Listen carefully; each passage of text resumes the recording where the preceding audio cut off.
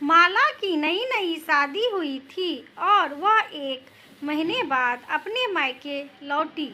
अपनी माँ के सामने बैठकर माला आंसू बहाते हुए बोली, माँ, तुमने मुझे किस घर में पटक दिया, वहाँ मेरी कोई इज्जत ही नहीं है। सारा दिन नौकरानी की तरह रसोई में खड़ी रहती हूँ, किसी को भी मुझ पर दया नहीं आती। कभी सास ससुर की रोटियां पकाओ, कभी छोटे देवरों की, फिर ननद के कॉलेज से लौटने पर उसके लिए रोटियां बनाओ।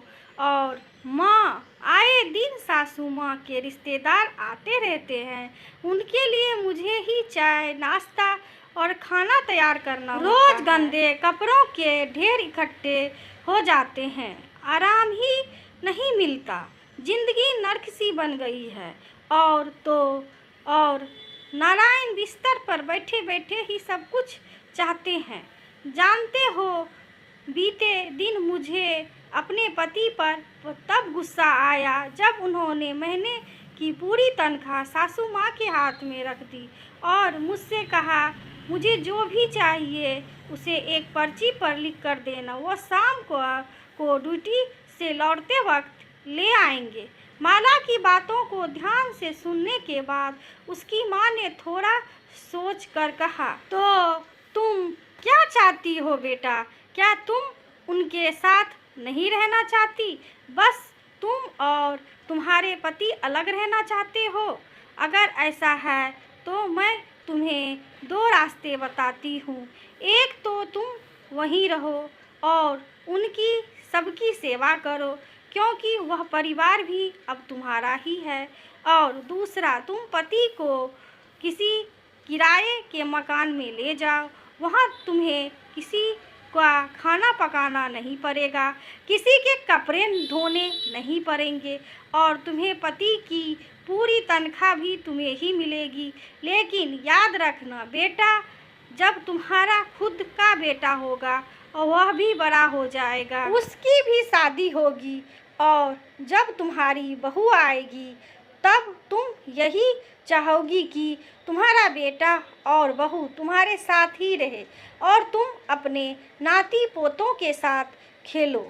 जब तुम्हें प्यास लगेगी तो तुम्हारा नाती दौड़कर तुम्हारे लिए पानी का गिलास लाएगा, कोई तुम्हारे लिए ऐनक ढूंढ कर लाएगा और कहेगा, दादी जी, खाना बन चुका है, चलो खाना खाएं। माँ ने आगे बोलना जारी रखा, जिन कामों को तुम दुख समझ रही हो, दरअसल वही जीवन के महत्वपूर्ण क्षण है। एक सफल गृहिणी हर कार्य को सरल बनाकर जल्दी ही निपटा देती है, उसका रोना नहीं रोती। जो लोग दुनिया में सफल हुए हैं वे अपनी जिम्मेदारियों से नहीं भागते, बल्कि उन्हें बेखूबी निभाते हैं। और बेटा, यह जो बेटा की जिंदगी की परेशानियां समझ रही हो ना, वह तुम्हारी सासू माँ तुम्हें एक जिम्मेदार बनाने के लिए सिखा रही हैं।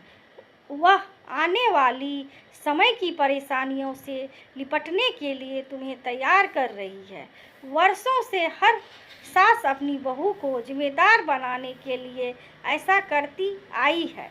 कल तुम भी अपनी बहू को जिम्मेदार बनाने के लिए उसे मजबूत बनाओगी। बेटा, घर के बुजुर्ग कब तक रहेंगे और कब नहीं रहेंगे कोई नहीं जानता। वे अपनी आने वाली पीढ़ियों को मजबूत और रिश्ते निभाते हुए देखना चाहते हैं। कल तुम भी अपने बच्चों को से यही आशाएं रखोगी। माला की आंखों में आंसू थे। माला ने उसी वक्त अपना बैग उठाया और बोली, बस माँ, मैं समझ गई आपकी बात। आपकी बातों में अनमोल सीख है। मैं अभी अपने ससुराल वापस जा रही हूँ। शाम होने वाली है और सासू माँ के पैरों में दर्द रहता है, मुझे उनकी घुटनों की मालिश करनी है। यह कहते हुए माला मुस्कुराते हुई ससुराल की ओर चल दी, जबकि उसकी माँ अपनी बेटी की समझदारी पर मुस्कुरा रही थी। आशा करती हूँ कि यह छोटी सी कहानी आपको पसंद आई होगी।